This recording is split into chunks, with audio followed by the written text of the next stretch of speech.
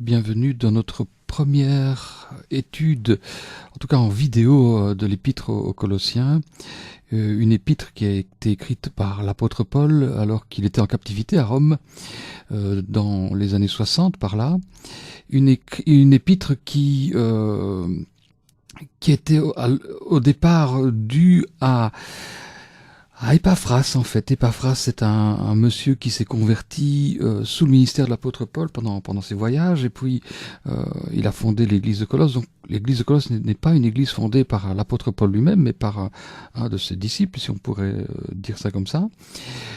Et donc Epaphras rencontre vers l'an 60, peut-être un peu avant, des difficultés dans son église. Il y a des faux docteurs qui viennent avec une doctrine vraiment bizarre, qui disent que l'important c'est ce qui est spirituel, que la matière c'est mauvais, etc. Et donc il y a donc un rejet quelque part de Jésus-Christ qui a été Dieu fait chair, hein. Donc si la chair est mauvaise, Christ qui est Dieu fait homme, donc matériel quelque part, c'est pas d'office Dieu, c'est pas d'office parfait, c'est pas d'office bon, etc. Donc il y a là pas mal de choses qui sont mises en question, et donc Epaphras va jusqu'à Rome pour parler à Paul des problèmes qu'il rencontre. Et Paul va donc écrire une épître aux Colossiens. Et donc de sa captivité, il va écrire d'autres lettres. Il va écrire aux Éphésiens, il va écrire aux Philippiens, il écrit aux Colossiens, et il va écrire aussi à Philémon, qui habite justement Colosse, et qui, selon l'épître aux Philémon, quand on lit la petite lettre, il est dit à un moment donné qu'il y a une église dans ta maison, et on pourrait peut-être penser que cette église des Colossiens, enfin de Colosse, se réunissait dans la maison de Philémon. Le texte du jour pour notre étude, c'est Colossiens 1, versets 3 à 14. Je propose de le lire. Je vais le souligner au fur et à mesure de ma lecture, et puis on va essayer, c'est un peu ma pratique, lorsque je lis un texte, lorsque je médite un texte, c'est de souligner les mots et c'est de faire des liens entre les mots qui sont importants. Évidemment, j'ai déjà lu ce texte-là, je l'ai déjà médité. Ce qu'on peut dire dans ce texte, c'est que l'apôtre Paul, au lieu d'attaquer de front le problème qui se trouve dans l'église de Colosse, il attaque, enfin, il vient en toute douceur, en signalant à ses frères qui sont à Colosse, en rappelant la base de leur foi, ce qui a fait qu'ils sont devenus chrétiens.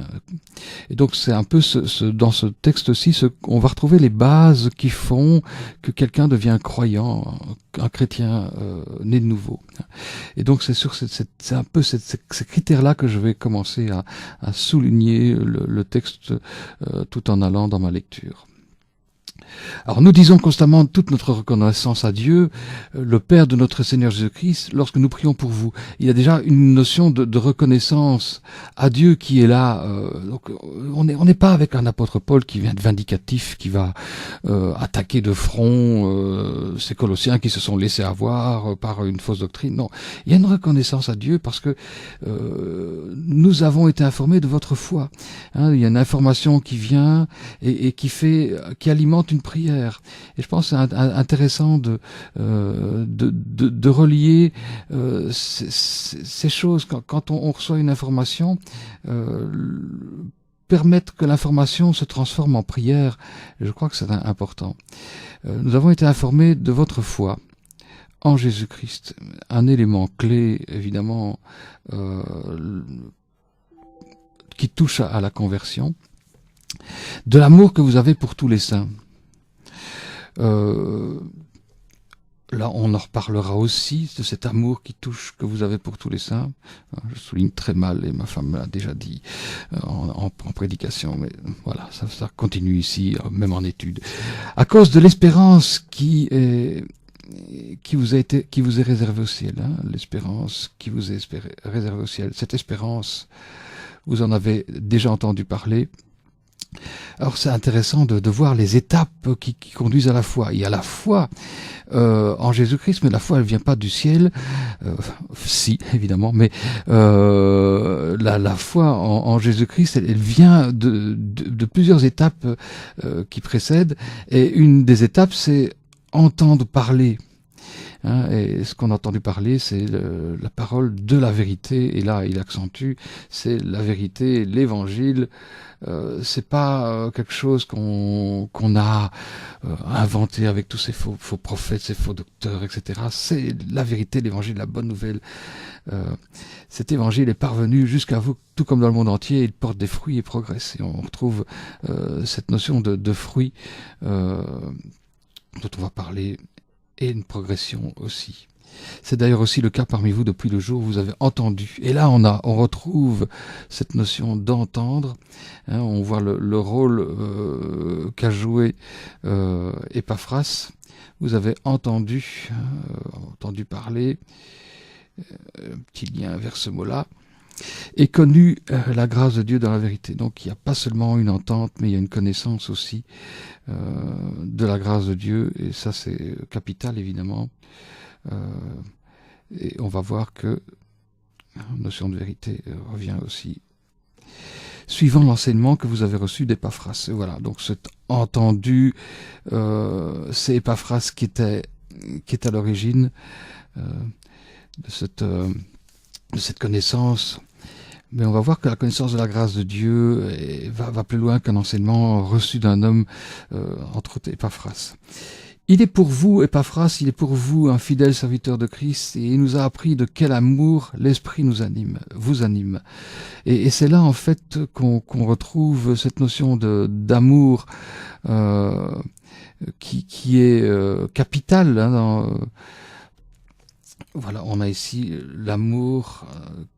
Et alors, ce qui est capital dans ce texte, c'est l'Esprit en fait. C'est l'Esprit qui permet de connaître la grâce de Dieu. Sans le Saint-Esprit, c'est une connaissance théorique, mais c'est pas une connaissance qui transforme. Hein. Beaucoup de contemporains se disent croyants, mais la foi en Christ, l'amour que l'on a pour tous les hommes, et pas seulement pour tous les saints, mais tout ça, ça vient du Saint-Esprit. Hein. Donc, s'il n'y a pas l'Esprit au départ qui fait quelque chose dans la vie du croyant, oui, on peut avoir reçu le meilleur enseignement, y compris l'enseignement d'Épaphras, mais il n'y a pas le déclic à l'intérieur qui fait ce miracle qui transforme vraiment la vie.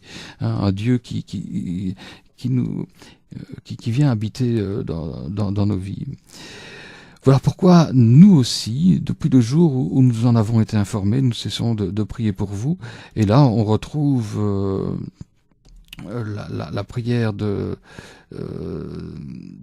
l'apôtre Paul. Hein, nous cessons de prier pour vous. Si j'y arrive, voilà. Nous demandons que vous soyez remplis de la connaissance. Alors, c'est intéressant parce que ils connaissent déjà, mais en même temps, on demande que vous soyez remplis. Hein. Cette notion de rempli de la connaissance de sa volonté, c'est vraiment la notion d'être à la stature parfaite du Christ, un peu cet état d'homme fait. Hein. Donc, notion d'être rempli, d'être complété, d'être mature dans la foi, en toute sagesse et intelligence spirituelle. L'idée, c'est évidemment qu'ils puissent discerner le vrai du faux, hein, qu'ils puissent discerner la vérité de l'Évangile par rapport à toute cette fausse doctrine qui est dans l'Église déjà à Colosse. En toute sagesse, la connaissance de la volonté de Dieu en toute sagesse, intelligence spirituelle. Donc on voit que si Paul va réagir contre ce mouvement qui met en valeur, qui met en suprématie absolue le monde spirituel, Paul va pas aller dans l'aspect inverse, hein, en disant la matière. Non, il y a une réalité spirituelle, et c'est un peu parfois le problème que nous avons face à un problème que nous rencontrons, c'est d'aller dans le domaine tout diamétralement opposé, et donc on est en fait face à une fausse doctrine, et on pourrait aller face en réagissant dans une autre doctrine, mais qui deviendrait fausse parce qu'on va directement dans l'extrême par rapport à... Donc il y a une vraie sagesse que l'on doit exercer dans la façon de de vivre, et donc il y a une vraie maturité, et l'apôtre Paul était quelqu'un qui avait cette maturité-là, et nous sommes heureux de pouvoir lire cet épître aux Colossiens. Alors il y a cette notion de marcher d'une manière digne, digne du Seigneur, hein. La notion de marcher, c'est ce qui va être...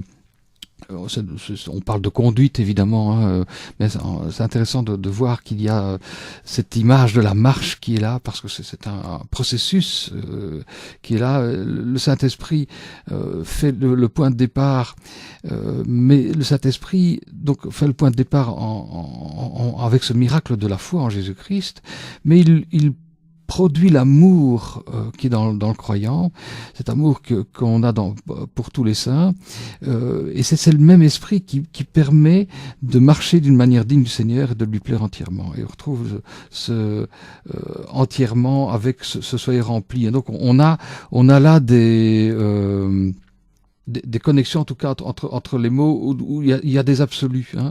On doit être rempli, donc c'est 100%, et plaire c'est 100% aussi, hein. Donc marcher d'une manière digne, le Seigneur lui plaire entièrement. Et vous aurez pour fruit toutes sortes d'œuvres bonnes. Et on retrouve encore le point avec les fruits, hein. On retrouve, voilà, c'est le fruit de l'esprit, encore une fois, c'est lui qui est le centre de ce texte, hein. C'est lui qui opère tout au niveau de la conversion, au niveau même du fruit que l'on porte après la conversion. Toutes sortes d'œuvres bonnes, et vous progresserez dans la connaissance de Dieu. Donc il y a cette notion de progression qui est importante, que l'on retrouve dans l'image de la marche, hein. Vous marchez d'une manière digne, vous progressez dans la connaissance de Dieu. Vous serez fortifiés à tout point de vue par sa puissance glorieuse pour être toujours et avec joie persévérant et patient. Alors cette notion de persévérance, elle est aussi liée à l'espérance. Persévérant et patient, et vous exprimerez votre reconnaissance au Père qui vous a rendu capable de prendre part à l'héritage des saints. Et donc on a ici, dans le prendre part à l'héritage des saints dans la lumière, un rappel, quelque part un lien avec le départ de cette partie du texte, l'espérance qui vous est réservée au ciel. Vous êtes persévérant et patient, et cette espérance-là, c'est pas un espoir où j'espère que peut-être il y aura quand même quelque chose, un espoir mêlé de doute. Non, c'est une espérance solide, c'est une espérance sûre.